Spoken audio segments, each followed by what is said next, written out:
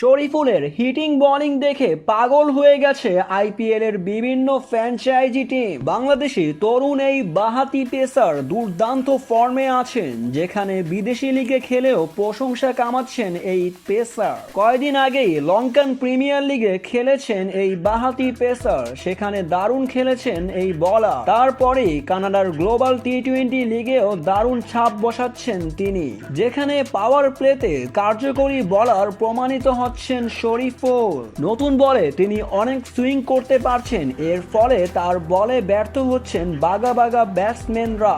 যে কোনো ওভারে শরীফুল ইসলাম বোলিং করে ব্যাটারদের নাস্তানাবুদ করছেন। শরীফুল ইসলাম এবার বোলিং এর পাশাপাশি তার পাওয়ার হিটিং ব্যাটিং দেখিয়েছেন কানাডার গ্লোবাল টি-20 লিগে, যেখানে এক ম্যাচে সে ব্যাটিং করতে নামে 4 বলে 12 রান করেন এই বলার। তার এমন পারফরমেন্সে তাকে 2024 সালে আইপিএল এ দুটি দল চেয়েছিল, কিন্তু বাংলাদেশ ক্রিকেট বোর্ড তাকে আইপিএল খেলতে ছাড়পত্র দেয়নি, তাই তো খেলতে পারেনি 2024 সালের আইপিএল এ। তবে এবার সব জল্পনা কল্পনা ছাড়িয়ে ডিসেম্বর মাস থেকেই শুরু হতে যাচ্ছে আবারও আইপিএল এর নিলাম। 2025 সালের নিলাম হবে মেগা নিলাম।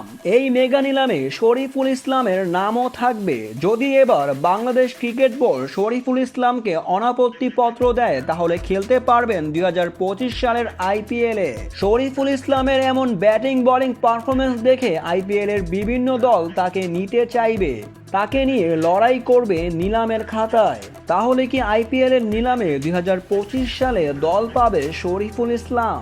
আপনার মতামত কি?